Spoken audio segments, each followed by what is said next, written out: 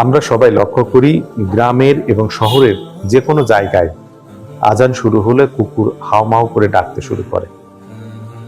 অনেকের মনে প্রশ্ন জাগে, কেন এমনটা হয়? এর কি কোনো ধর্মীয় ব্যাখ্যা আছে?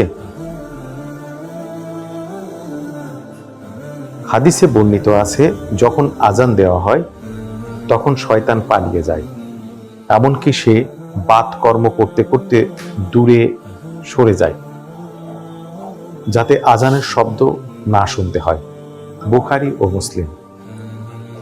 কুকুর এমন এক প্রাণী যারা অদৃশ্য জগতের ব্যাপারে অনুভব করতে পারে।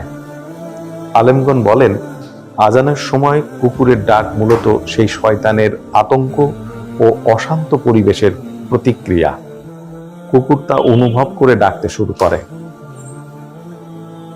রাসূলুল্লাহ সাল্লাল্লাহু আলাইহি সাল্লামের আরেকটি হাদিসে বলেছেন, যখন তোমরা কুকুরের ডাক বা গাধার ডাক শোনো তখন আল্লাহর কাছে আশ্রয় প্রার্থনা করো, কারণ তারা যা দেখতে পায় তোমরা তা দেখতে পাও না। আবু দাউদ, তিরমিজি। এ থেকেই বোঝা যায় কুকুর প্রায়ই এমন জিনিস দেখে বা অনুভব করে যা মানুষের চোখে অদৃশ্য। আজান হলো আল্লাহর মহান ঘোষণা। যখন আজান ধ্বনিত হয় তখন ঈমানদারের হৃদয়ে প্রশান্তি নামে, ফেরেশতাগণ খুশি হন। বিপরীতে শয়তান ও জিনেরা অশান্ত হয়।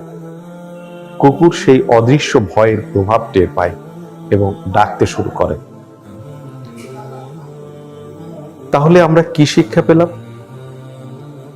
আজানের সময় কুকুরের ডাক কোনো কুসংস্কার নয়, বরং শয়তানের অশান্তির প্রতিফলন।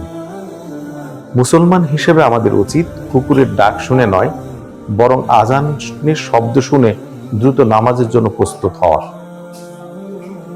আর তখনই আমাদের বলা উচিত, আল্লাহুম্মা রব্বি হাদিহিদ ওয়া দাওয়াতিত তাম্মা,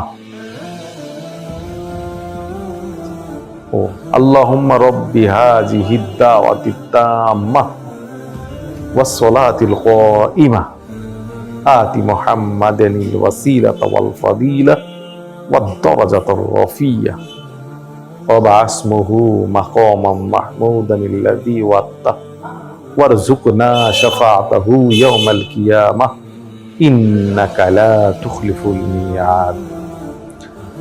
তাহলে বন্ধুরা, আজানের সময় কুকুরের ডাক আসলে আমাদের জন্য এক ধরনের স্মরণ করিয়ে দেয়া, শয়তান পালিয়ে যাচ্ছে আর নামাজের ডাক আমাদের কাছে আসছে।